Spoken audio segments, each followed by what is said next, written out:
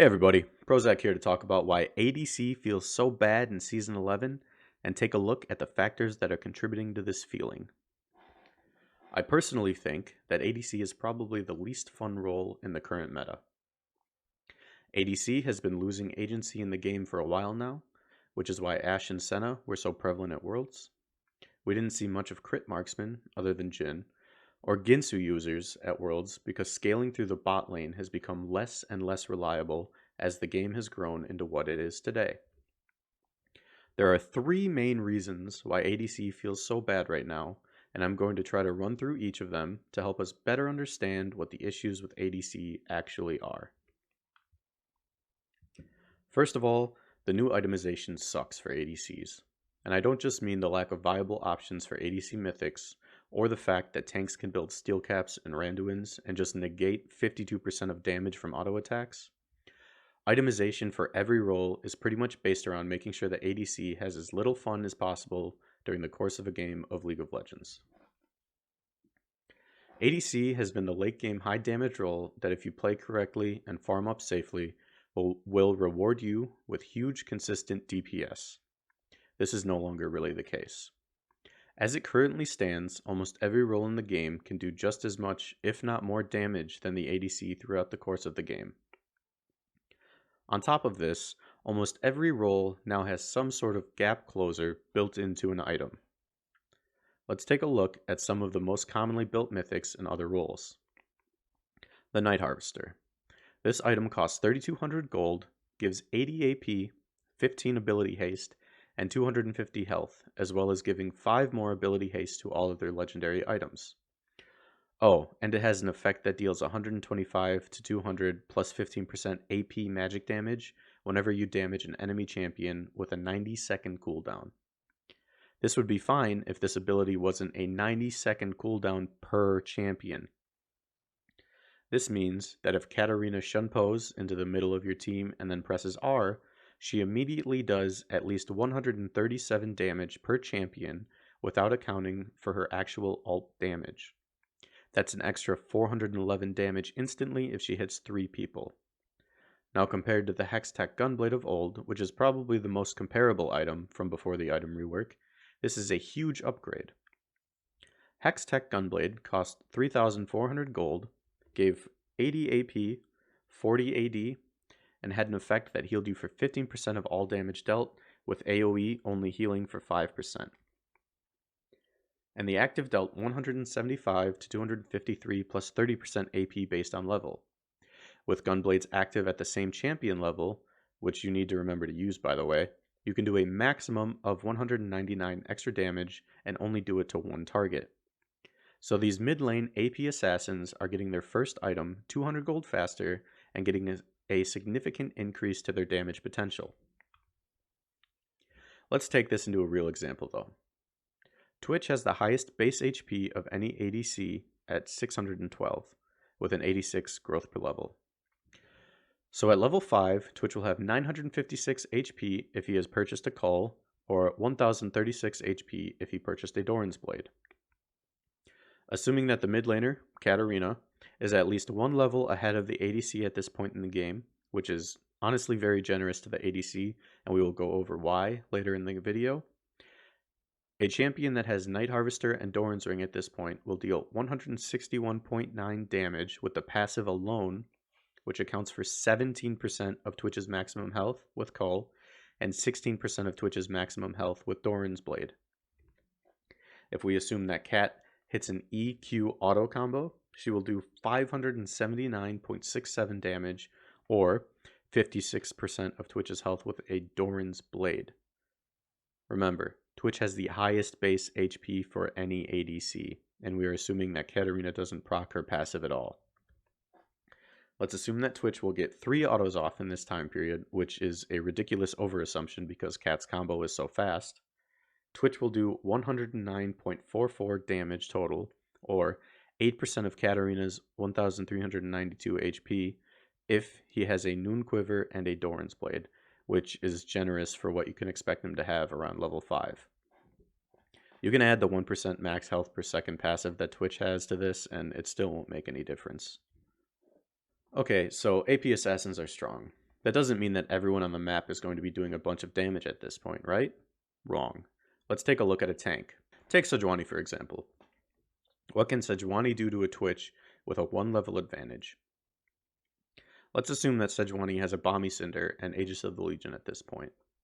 This gives her 800 bonus health.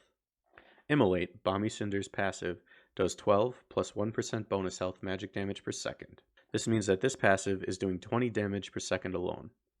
Twitch's auto attacks at this point are doing 36.48 damage per attack.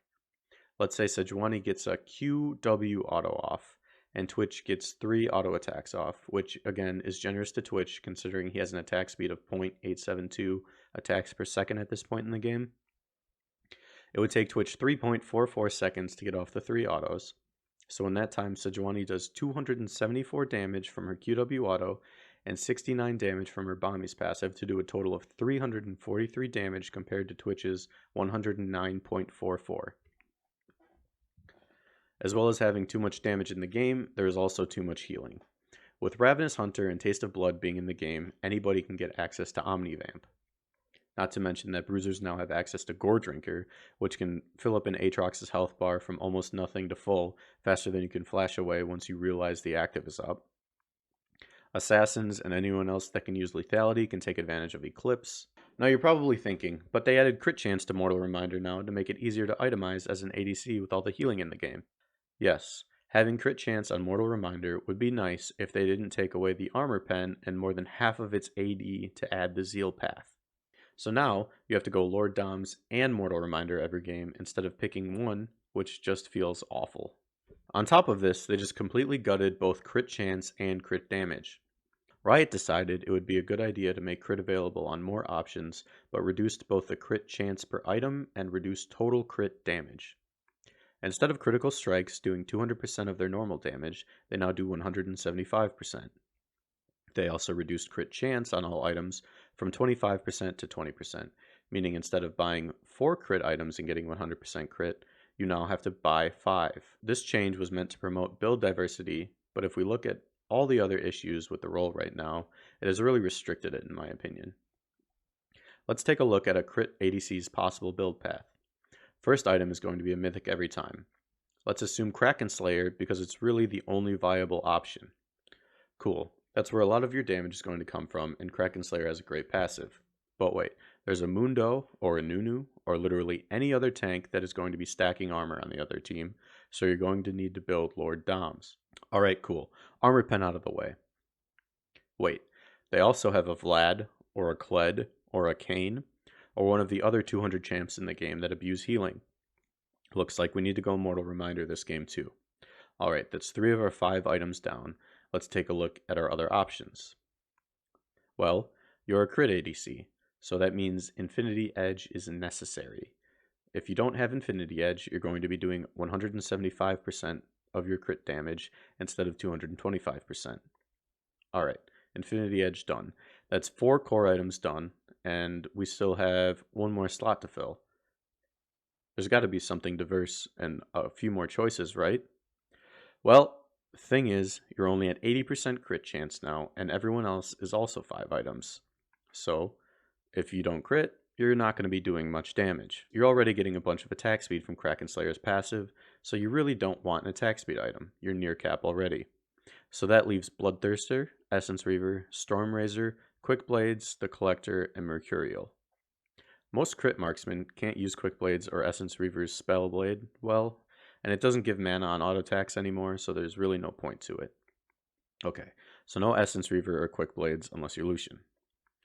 Mercurial only gives 20 AD and 30 MR. That's basically not even an item, so let's skip that one. Storm Razor only gives 40 AD. That's twice as much as Mercurial, and still not good. So your real options are Collector or Bloodthirster, and Collector costs 400 gold less, so that's probably the play most of the time, unless you're not running Ravenous Hunter and Taste of Blood, which is super uncommon. Now you're going to ask, but Prozac, what about the defensive options like Maw or Guardian Angel? Good question.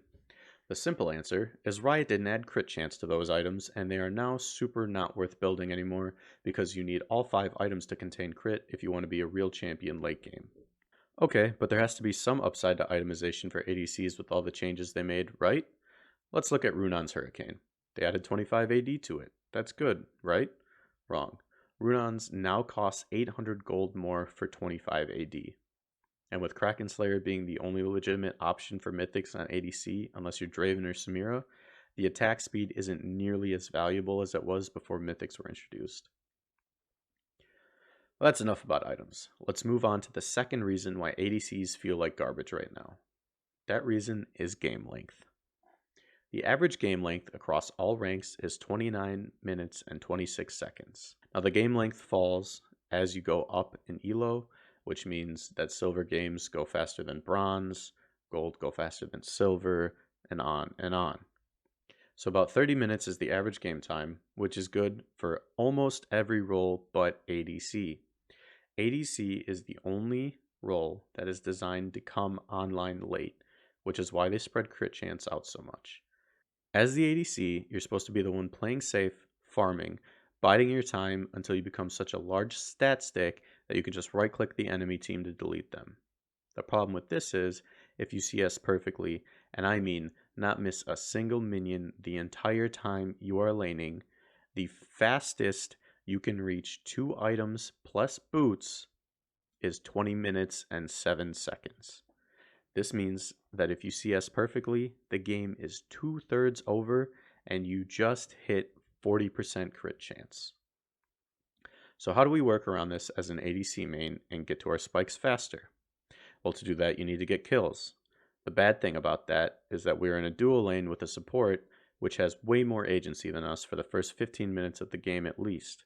So if you don't have a good support or a jungler to help spoon feed your helpless character into the almost useful champion that you become later on, you will have basically no agency throughout the game. The only real exceptions to this are Jhin, Misfortune, Senna, Ezreal, and sometimes Varus, because unlike every other ADC in the game, they can take advantage of lethality or bruiser items, which give way more early strength than marksman items. A lot of this lost power comes from the IE change that went through in 1023 that makes IE give bonus crit damage based on how much crit chance you have rather than just making crits do 225% damage. Now, the third and probably the most important reason as to why ADC is such a terrible feeling role at the moment is the experience differentials in the game. That's right, levels. In patch 9.23, Riot decided to make a change so that solo laners gain more XP per minion and duo laners gain less XP per minion. They also decided to make solo kills during the first 6 levels grant 20% more XP and assisted kills grant 20% less XP. At levels 7 to 8, these numbers change from 20 to 10, but it still causes a differential in kill experience. Now, duo laners gaining less experience than solo laners makes sense, but the differences throughout the game are more substantial than they seem. League of Legends is a team-based game as much as most people like to claim solo carrying. You need to group up with your team to take objectives to gain advantages throughout the game. Especially at higher elos, this is the main way you can gain advantages, as people aren't going to be making as many mistakes in lane and it's going to be harder to kill them. One of the objectives that you fight over is the dragon. Now, the first dragon of the game spawns at 5 minutes. Now, if you miss no CS throughout the laning phase as an ADC, this is precisely when you should be farming the wave that will give you 1300 gold for the best first back you can get.